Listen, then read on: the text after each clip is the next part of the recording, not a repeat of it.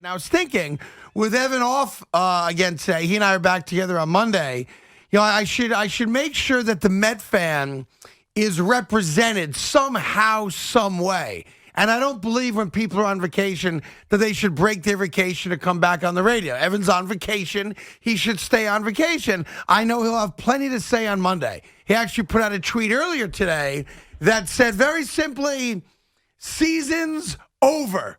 The biggest Met fan I know has given up.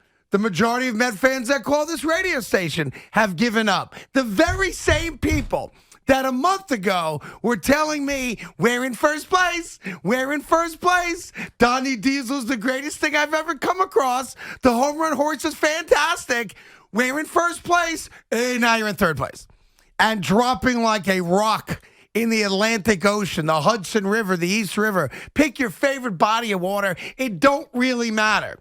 And now I checked, because I'm a checker, I think they play the Dodgers again. And then I think they play them again. Matter of fact, they play them a whole damn weekend. And that's not going to go well for you because you have no offense. But here's the rub, folks. You had no offense in April. You had no offense in May. You had no offense in June or July, but now you've shown your true colors. Now you've allowed reality and panic to set in. And when you look at the schedule after this murderous West Coast trip, every one of those games is against a team that, in theory, is inferior to you. So why have you panicked? Why are you giving up? And do you want to come join me? My hand is extended. Would you like to join me all the way over here on the winning side of the ledger, a.k.a. the Yankee side of the ledger? I started the church back in 2009 for a reason. I wanted to experience winning. And for moments just like this, when the Mets invariably would let you down, there was always that life raft. I think in wrestling it's called the tap-in. When it's like a team or 2-on-2 tag team wrestling. If you're in trouble, you tag your partner. He comes and saves you. Well, as a Yankee fan this year, I'm offering you my hand. I'm offering you the tag-in. Would you like our help? Would you like to experience what it's like to root for a team that knows how to play winning baseball August and beyond? So here's what I've done today. I thought you should be represented in this studio the entire show, not just on the random calls we'll take over the next 4 or 5 hours. I wanted there to be a Met presence in the studio. So next to Evan, the biggest Met fan I know, is Sonny Carton. So I flew him up from Miami, where I know that he was spending countless hours at night studying. And classes haven't even begun, but the man's got his head in the books already. And I said, son, no more studying for the next 24 hours. I need you. The Met fan base needs you. Or do you want to just jump over here where your old man's at and enjoy winning? Good afternoon, Sonny. How are you? I'm great. Thank you for having me. Great to have you here. I'm glad I could get you out of the books for a 24-hour period. So what's it going to be? You're a diehard Met fan. I raised you as a Met fan, and the Mets are doing what they invariably do. My hand is extended. Do you want to walk through the front doors of the church? You know the name of the church. Mets fans for Yankees. Or are you going to hold on to the Met banner and, like the captain of the Titanic, stay with it till the very end? Well, there's an old saying known as do as I say, not as I do. And for 19 years, we sat on that couch together watching the Yankees raise banner after banner, watching the Mets with early postseason exits, not even making the wild card. And we sat there those years, and you told me, listen, Sonny, as bad as it gets, we're Mets fans. It's what we are. It's how we're raised. We are not Yankee fans in this household. So after all this time... What a great dad I sound like. That's a great life lesson. You're sitting here after all this time, after all those years of putting in the work to get me dedicated to stay a Mets fan. You now want me to join you on the Yankees. Yes, I do. But you're your own man. Listen, you're emancipated. You're over 18 years old. You got to start making some of your own life decisions and certainly not follow some of my life decisions. But here we are, father, son. You are a Met fan. David Wright's your favorite player of all time. And I'm extending my hand to you. Would you like to join me over here just to get a little touch, a little feel of what winning is like? I would not. The whole point of being a sports fan is to not sacrifice winning by jumping ship. Is to endure the hardships and one day win a championship. So if I were to leave now after all this time, it just wasted the previous 19 years of my life. Well, I don't view the previous 50 years of my life a waste, to be honest. I don't. I'm enjoying it. Like, I woke up today in a really good mood because the Yankees won their 7th in a row last night. They've got 3 more games against Minnesota. We refer to that as win, win, win. Okay? And I feel good. Listen, the Jets took, as you know, a huge blow yesterday with Lawson, tearing or whatever he did to the Achilles out for the year. Of course, I love what Lawson said. We'll get to it later. If y'all know me, that's nothing but a flesh wound. I'll be back. Like, that's our guy, right? Even though he's never played it down for the Jets. But I went to bed in a great mood. I woke up in an even better mood because the Yankees do what they do. I'm extending that to you. I'm giving you a chance to be loved. I don't want the love if it's at that cost. You're turning down the love. I'm turning it down. You're turning down the joy, the good feelings, the camaraderie, the excitement, hey, guys, we're going out for drinks tonight. I'll have the Yankee game on. You know how that's going to go. Not only am I turning it back in your face, I'm mixing all the ingredients of your offer into a pie and throwing it at your nose, all over your face. Is that right? It's exactly what I'm doing. All right. Well, like I said, you are emancipated. But now, listen, you throw the pie in my face. Be very careful of what comes back around because there are other lessons I've taught you as well. The number to join us is 877-337-66. Did I say that right? What's the number again? 877-337. Is it 2 3s? 2 3s. 877-337. There it is. 4 6s. Then all 6s, right? All 6s. 877-337-6666. Listen, you're a Yankee fan. I want you to gloat. I want you to enjoy the moment right now. Understanding we've won nothing yet. We're in the first. We own the wild card right now. We haven't won the division. We haven't locked up the postseason yet. But clearly, it's going in that direction. But I think today is one of those really good days. Huge storm coming this weekend. Hurricane something or other. It's Henry. Is it Henry? Storm Henry. It's a tropical storm. Tropical storm Henry's coming. If you're going to the Dead and Company show tonight at Citi Field, you're gonna get wet, according to my meteorological maps. So just smoke early and be prepared for the rain. It's coming tonight. Someone had a good idea, by the way, with Dead and Company at Citi Field tonight. When Dead and Company leaves the stage, they should put the Met Dodger game on the Jumbotron so Dead fans who are also Met fans could actually just stay there, enjoy a couple pops or whatever it is that you do at a Dead show, and watch the Mets lose to the Dodgers. That'd be a great opportunity for Met fans to kind of, remain united. Because a lot of you guys are jumping ship. I hear it. I hear it. I feel it. I sense it. And you do too. Well, I sense it because it's a movement being led by yourself. I mean, I get tweets every day asking me, what's wrong with your dad? Is he really a Yankees fan? Yeah. And I have to explain to them that, to me, this is all an elaborate charade. But maybe it's not. Maybe the Mets to Yankees church is solidified as a real thing. It's only this is the time of year it opens. This is the time of year Yankee fans have great fun. Football season hasn't started yet. Yankees are making a run towards another division title, knock on wood, and a potential World Series. And Met fans are trying to figure out what in the world went wrong. By the way, what's wrong with deGrom? Does anybody have any idea what the injury is? Like, for the life of me, for a guy who's the single best player in his sport at his position, which no one's going to argue, right? He's the best pitcher in baseball. He's going to miss the rest of the season, most likely. He's missed the last month of the season. He's gone on the IL multiple times. He's had half a dozen MRIs, but no one knows what the injury is. It doesn't exist. It's never been reported. It's never been said. We know that something's bothering him. But it's like when someone sees a UFO, it's like, all right, I believe he saw the UFO, but there's no tangible evidence that the UFO existed.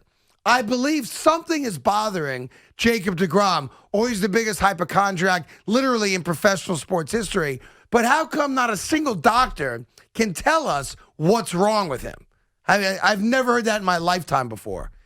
I mean, it really makes no sense because a guy who started off the season with literally legitimate chance to win the MVP, not just the Cy Young, you would think if something was bothering him, he'd at least make it public or give some reason as to why. We know the forum's bothering him. We just don't know what the injury is. So we know, like he said, he feels discomfort or tightness, whatever it is. But no doctor's ever come out. The team hasn't come out and said he ails from blank. He's got conjunctivitis. I don't know. I picked that. That's pink eye, isn't it? Well, you know what I'm saying, like an actual name of something tangible, like disease or injury, or he has thoracic outlet syndrome, like something specific. Would you put it past the Mets franchise to have their starting pitcher, arguably the best pitcher in the last 10 years, however long you want to go back, to have found a new ailment, a new illness to have bothered his arm? No, I would not put it past the Mets. That's a good point. Exactly. And the Met medical staff, well, I'm sure they're all reputable doctors, historically, has been as if you and I were the doctors. I mean, it's just been terrible. It's like, you're right. The Mets went to like some third world nation that has never been discovered on a Google map before and invented a new ailment. It just doesn't have a name yet. I mean, it's like tilapia before we named it tilapia. The fish existed, but we didn't know what it was. We had to give it a fancy Brazilian name to make people want to eat it. Same thing, by the way. I want to say sea bass. You guys can look it up, please, or Google me on this. I think the original name for sea bass was like pointy fingerfish or something like that. You have that, Tommy? A toothfish, maybe? Pointy toothfish? Yeah. Yeah. There's a word in front of it that I can't pronounce. Yeah, the original, like when you go to a restaurant and you order, I'll have the Chilean sea bass, right? Because your dad's paying for dinner. They renamed that fish because they wanted to make it sound more appetizing so that diners would order it. But the original name of a sea bass, say it again? Patagonian toothfish? There you go. Would you ever go to a restaurant and say, I'll have, excuse me, Muffy, you're having the lobster again? Okay. I'll have the Patagonian toothfish. No. Only if it was in a nice white wine and garlic sauce. Okay. If it had linguine on top of it, yeah. fine. I can see you ordering it. But that's why they renamed it. They came up with, it's like Haagen-Dazs. Right. Haagen-Dazs is an invented Swedish name. It means nothing. They wanted it to sound like it's, I need some Haagen-Dazs. That sounds like something I want to eat. Yeah, the Patagonian toothfish is what you and I eat as sea bass. So go figure. Learn something new every day. You did learn something new today. 877-337-6666. What is it? I spoke to our weather expert out there, Rosenschminkter. Rosenschminkter is my weather guy. He's our weather guy. He's my moon guy, too. He's also our moon guy. It's not Henry. It's Henri. It's French? It's pronounced Henri. Must be. Why is it Henri? Correct. I guess. Yeah. Henri. Henri. So we should not call the tropical storm Henry. We could, but yeah, similar to a mispronunciation of a former Red Bulls player. Thierry Henry. I believe it would be similar to that. There you go. Similar to that? Well, who mispronounced his name? That would be me. You Yeah. Gotcha. I once had drinks with him. I had no idea who he was. No idea whatsoever. Yeah. Shocking. We had like 4 or 5, got pretty loaded too. Had like 4 or 5 drinks, and he left, and there was like your paparazzi outside this place waiting to take his picture. And people then came up to me because they figure, you're associated with the guy, you must be a guy. And they're like, how do you know, how do you pronounce it? Thierry Henry or whatever? Is that it? Yeah. He was the French dude on the Red Bulls, right? Yeah, I don't know how to pronounce it. And I'm like, who's that? The guy you just had 5 drinks with is being shot by the paparazzi right now. How do you know him? I don't. He was also cheap. He was cheap. Left me holding the bill. I will say that. Now, I don't know if he left a tip somewhere along the line, but I know who paid for the drinks. It was not Thierry Henry, whatever his name is. 877-337-6666. We're getting all your calls coming up. Luis Rojas is going to join us at 5 o'clock. We got traffic games, of course, closer to 6 o'clock. CeeLo's got updates. And let's get to Jack on the Upper West Side. Jack, what's going on, buddy? Hey, Greg. I got to tell you, man, just when I was feeling completely hopeless, you have given us Mets fans the greatest gift. You're welcome. You have brought your son on, Yep. the apple who is rolling far, far from the tree, who's reminded us of what it really means to be a fan. I don't need a milk bath. I got Sonny here, to remind us that we are Mets fans. We are not Mets fans for Yankees. We are Mets fans, and we will always be Mets fans. But it's so much And I'm one of fun. those- Well, not for me. Not for me. What's fun is having your son come on and remind us about how to be true to your team. Never turn your back on them. Now, we look terrible now. We have sucked for the last Yeah, no, 3 listen. weeks, maybe Offensively, longer. you sucked the whole year. You've had some, from your butt victories this year. But what's interesting?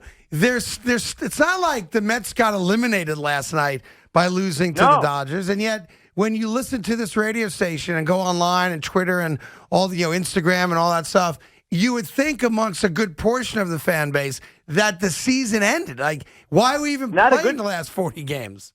Yeah, not a good portion. It's probably 96%. But you know what? There's 4% of us out here who realize that, we have sucked. But there are 5 other teams that are kind of sucking around the same amount. And I'm you know what? I'm down with the wild card. I'll take my freaking As am I, shot, by the way, but you have no chance. The problem with thanks for the call, Jack. Appreciate it. Nice comments about Sonny.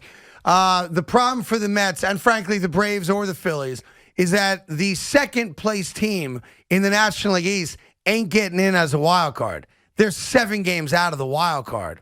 Now I get it. The Mets are 5 out now after last night. 5 behind the Atlanta Braves. I know the Atlanta Braves are playing really good baseball.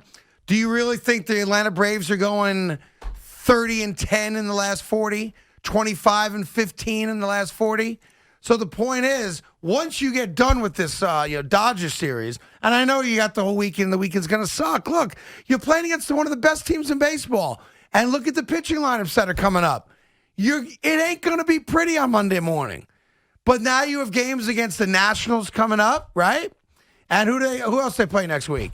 It's the Nationals, and who else is on the schedule? It's Giants Nationals. It's Giants and Nationals. Correct. Right. Once you get to the National Series, you've gotten through the volcano, right? And some people embrace the volcano. Joe did, and some people don't. It just gives me a chance to say it because I like to say it.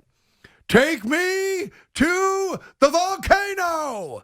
That's a great movie with Tom Hanks called Joe versus the Volcano. You never saw that, did you? Never saw it. Yeah, it's not in your wheelhouse of movies. It is not. Evan never saw it either. No But shot. that's all right. Evan's not a movie guy. Evan still thinks that Evan actually walked out of Mission Impossible Mission 1. Impossible, yep. I understand 2. 2 stunk. 3 on's been great. Mm-hmm. He actually left the theater at Mission Impossible 1. Well, to be fair, was there a Mets game going on?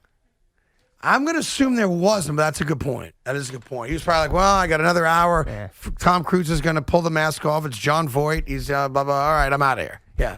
He got the knock list. He's all good. We saved the day. The Mets play on the West Coast. I got to go home.